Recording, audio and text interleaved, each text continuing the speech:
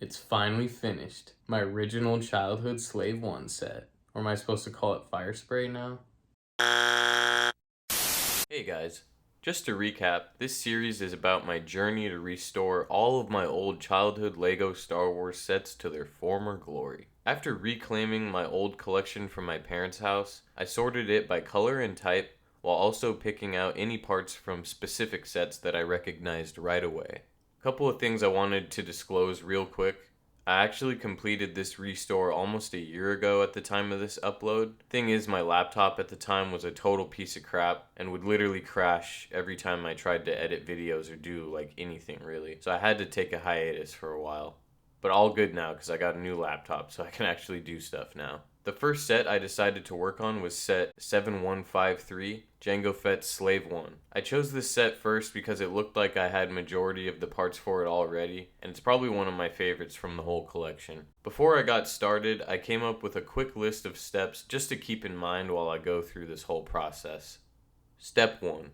To confirm my beginning inventory of the set by using a printed part list and going through every part that I already have in order to determine which parts I need to buy. Step 2. Set a value of my completed set and a rough budget for spending that I'd like to stay within just to have in the back of my mind and not go crazy with the spending. This set value will be based on the cheapest completed set on Bricklink for sale in the US. This step doesn't necessarily apply to every set restore that I'll do because I can already tell that some of my other sets won't even need very many replacements, so I'm not going to end up spending enough money on them to even justify setting a budget in the first place, if that makes any sense. Step 3. After determining every part that I need to complete this set, I'll go shopping. For future restores, I'm definitely going to utilize my local Bricks and Minifigs store more because I could have got some of these parts way cheaper had I done that. Definitely a learning curve to this process. Step 4. Once I have acquired every part that I need, I'll add it all up to get my total cost for this set. Step 5. Clean up all the parts, put the set together, and then do a quick review of the final product. Step 6. This one is more internal, but I'm just going to take apart the set, obviously, and then put it away to its final resting place. Do you know what time it is? It's game time. Okay, so after breaking down the parts of the set that I already had in this bin, I took a second look in that big pile of extra parts from my previous video of this series to see if I could find any others that belong to this set. Now after reconciling with my printed list of parts, I believe I've determined all the parts I'm missing to complete this set. Alright, let's see the damage. So, missing a few of these black cone pieces. Not too bad. These are going to be cheap. Nothing on this page. A couple of these sloped pieces. These are the dark blue. Shouldn't be too expensive. I might have this container piece somewhere. It might be in my Republic gunship pile, but I couldn't find it after a couple looks through all my pieces. So I'm just going to assume I don't have it anymore. So that's probably the biggest piece that I'm missing. I have all these light gray plates, but I noticed one was cracked. So I'm just gonna go ahead and get another one of those just to be safe. I think I just need one more of these guys. Trans neon, those little bombs. I'm probably just gonna get a bunch of those just to be safe. The doors for the container. Hopefully I can get those in the same store that I get the container piece. Hopefully I can get a lot of these pieces at the same store. We'll see. And yeah, that's really about it, except here's the kicker. I'm missing the full Boba Fett minifig and the head and helmet for Jango Fett. Man, that's gonna hurt. That's really gonna drive up my cost on this set. But it is a valuable minifig, so I think it's gonna be worth it in the end. Alright, so as you can see, the first completed set for sale on Bricklink at the time of this recording was over $300. I'm just trying to base my set value only on the US because not every seller will ship to the US, and even if they can, sometimes the shipping cost is just so ridiculous that you end up spending the same amount that you would for a US-based order. Clearly my biggest cost for this restore is going to be the Jango Fett minifig. I already have the torso and legs, so I just need the helmet and headpiece. At the time, a complete Jango minifig was worth about $200, so I needed to factor that in when getting the replacement parts. If I had to spend more than $200, obviously it wasn't going to be worth it to keep my own torso and legs, even though it would be nice to be able to use my own parts. So once we got an idea on costs, I wanted to set a rough value of my completed set just so I didn't go overboard while shopping for the parts. Since the condition of my Jango Fett minifig probably isn't in as good a condition as the ones described in that Bricklink ad, I put an estimated total value of my completed set at around $250. For my spending goal, I think I can get by spending no more than $150. That should give me a bit of room should I ever decide to sell this set, not that I have any plans to do so. I'm sure this set and minifigs will also continue to appreciate in value, so that's always a good thing. I went to the LEGO online store first because I tend to be a bit of a purist when it comes to LEGO collecting, and obviously I know these parts are going to be legit, so I wanted to get as many of the replacements from here as I could before I went elsewhere. So I told you guys I completed this restore about a year prior to this upload. Funny thing is, I actually started purchasing replacement parts for some of these sets in anticipation, I think up to a year before I even started working on this set. I was just really excited to get going on these projects, and LEGO is always changing their website and pricing, so I guess I was just eager to get a head start on the ordering. Plus, in the last few years, LEGO has split up their warehouses, resulting in much higher shipping costs as well, because now depending on what parts you're getting, they could be coming from 2 separate locations. So here's my mini haul for this project. This should be everything that I need to complete this set. Alright, let's just go through these real quick. These parts ended up being pretty cheap, like 10 cents or less each per part. I think the shipping cost was more than the actual parts. So we're probably looking at about $4 to $5 for this. Alright, so these are all the parts that I got from the LEGO online store. Total cost was $8.87, including the shipping. I threw in a pair of the Boba Fett mini legs just because they were available for purchase. And the description of the Boba Fett minifig I got from Bricklink said the legs were fading a bit, so maybe we can swap those out for these fresh new legs. So I was able to get all the parts for this container from the same store, so that was clutch, as well as this fuel cell thing. Again, I think the shipping was almost more expensive than the parts themselves, so pretty cheap for these parts. These 6x1 plates were super cheap as well. Then of course the biggest hit I'd take cost-wise was the minifigs. The Boba Fett minifig cost me just under $15, not super proud of that. And last but not least, Jango Fett himself. As you saw earlier, I already had the torso and legs, so I just needed to get a new head and helmet piece, which of course are the most expensive parts of the fig.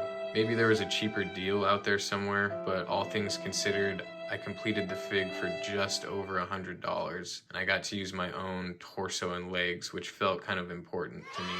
So not the worst deal ever. Okay, so earlier we set my total goal for spending at about $150. So now that we got all the parts, let's see how we did. So first I'm just going to break it down between the minifigs cost and the cost of the parts. So the Jango helmet, I spent $67. For the Jango head, I spent $37 with shipping included. This is the only part I purchased from a non-US seller. It was the best deal at the time, so I didn't have much of a choice. Luckily, the shipping didn't take longer than about 3 weeks, I believe. And then I got the Kid Boba Fett for just under $15, so I'll just round that up to $15. Total cost for minifigs was $119. There's always a chance that my original Jango helmet and head turn up, but at this point I kind of doubt it because I don't know where else to look at my parents' house. Pretty much checked everywhere at this point. Now on to the parts cost. I spent about $10 at Bricklink, then total cost of the parts from the LEGO store was $8.73. Add that all up and my total cost for this restore is $137.73. I was able to stay under my budget of $150, so that's solid. Alright, now we just gotta clean up the parts and build it. Yeah, so building the set at this point should basically be the last final inventory check to make sure all the parts are there, you know? For some reason this time I built the set first and then washed the parts, but going forward I definitely need to reverse that and wash the parts first, then build it. Because that way I can make sure that I didn't lose any of the parts when washing. There's always a chance that that can happen, you know. Sorry guys, won't happen again. Anyways, I hope someone finds this video somewhat entertaining or informative.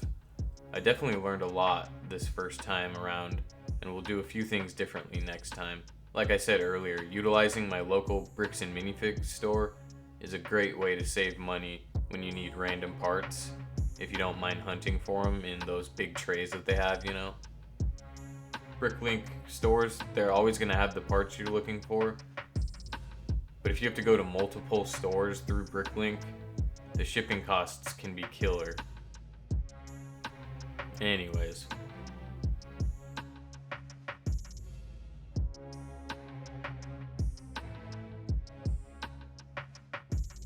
Oh man, look at that. Look at that beautiful baby. It's crazy to have this set 100% complete again, finally. I used to play with this set so much as a kid, and it was one of the first sets that I ever got. I think it still holds up today too, mainly because there's so many play features. They just don't make them like this anymore. It's all about the stud shooters, which I am not a fan of. You even got magnets. What happened to the magnets? Yeah, bitch! Magnets! Oh! But yeah, I love all these play features. All these missiles, these neon bombs, or should I say seismic charges.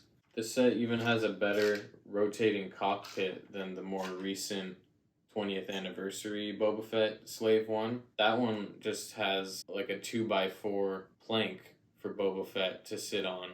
And this has a whole console area and all these nice printed pieces. I feel like we get too many stickers these days. Personally, I don't even use the stickers. Then we got the minifigs. Of course, we got the iconic classic Jango Fett minifig. This minifig is still sought after today, and for good reason. As I said before, I'm a little bummed that I had to buy a new helmet piece and head piece, but the torso and legs are my original pieces. And the torso is in decent condition. It has one crack on this side of the torso, but no crack on this side, so it could be worse. And then the Boba Fett minifig, I had to buy this whole thing from Bricklink. It's in decent condition, though the legs are really faded compared to the torso. I actually bought another pair of legs from the Lego online store because they were still available, and I thought maybe I would be able to switch them out, but it honestly, I don't know which looks better or which looks worse, because the new legs are also a totally different color than the torso, so I don't really know what to do at this point. It's kind of weird though that the legs would get this faded compared to the torso. It almost makes me wonder if these aren't even the original legs. Maybe the person I bought them from swapped them from a different set or from a different minifig. I just don't understand how one piece changes that drastically compared to the other one.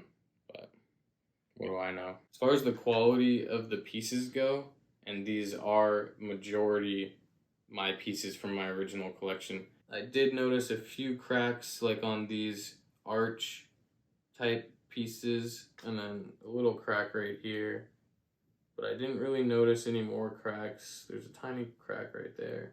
At the end of the day, this is still a solid set. It has some of the best play features that I've seen in a set in a long time, and it's still the one and only Jango Fett version of the Slave 1 set. Well, that was a fun walk down memory lane. Little by little, I'm piecing back together my childhood. You are so corny.